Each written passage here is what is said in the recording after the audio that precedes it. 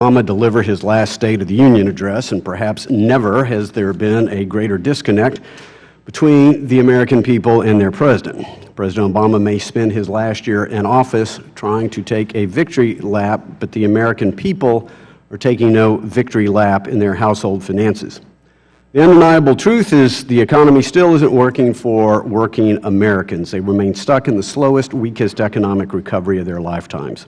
Median household incomes, tragically today, is $1,600 lower than it was when the president took office. Because the economy is underperforming by historic standards, 16 million Americans are still unemployed or underemployed, even though the recession theoretically officially ended nearly 7 years ago. The number includes 6 million Americans who are forced to work at part-time jobs because no other work is available. In fact, the number of long-term unemployed Americans is 761,000 higher than it was at the start of the recession. During the Obama administration, we have also accumulated more debt than we did in our nation's first 200 years. For anyone trying to determine what the Obama legacy will be, just look at the rapidly spinning debt clocks displayed to our left and our right, in front and center. There it is. Under President Obama, publicly held debt has more than doubled, and when measured as a percentage of the economy, gross federal debt has grown from 68% to over 103% by the end of 2014. This level of debt is the highest at any time during our nation's history other than World War II. Back then it was temporary in a response to a mortal threat. Today's debt is structural, unsustainable, and I would offer immoral. It is stolen from our children and grandchildren, represents a mortal threat to our future. With debt on a steeply upward climb rather than a downward path, the Congressional Budget Office reports that Americans will be condemned to even slower economic growth over the next 25 years. For young Americans starting out today, our growing debt represents $250,000 in lost income over the course of their careers. Again, $250,000. That's money they'll never be able to use to send their children to college, buy a home, create a job, or pay for rising health insurance premiums thanks to Obamacare. For our nation, this ticking time bomb threatens our ability to sustain a functioning and financially viable safety net for our truly needy. It leaves little room for important priorities such as national defense. We must change course because the status quo leads only to debt and decline.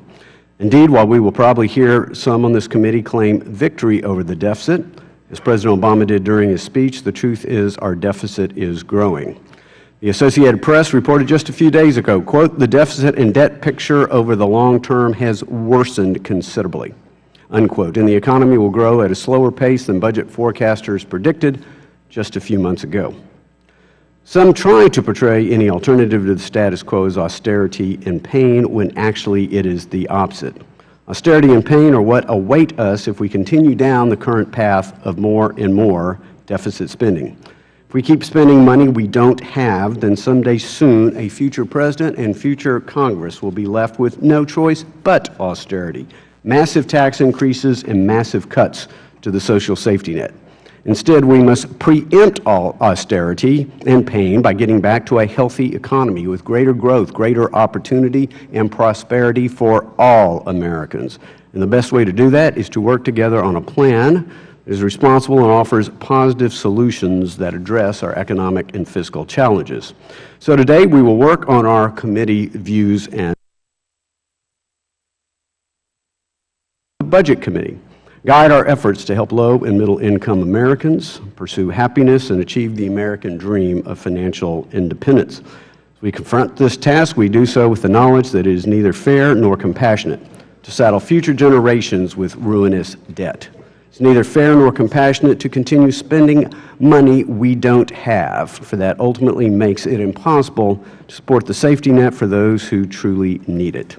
The answer is prosperity, not austerity. That's how we can help create a more secure and confident America. Yes. At this time, I recognize the ranking member for an opening statement.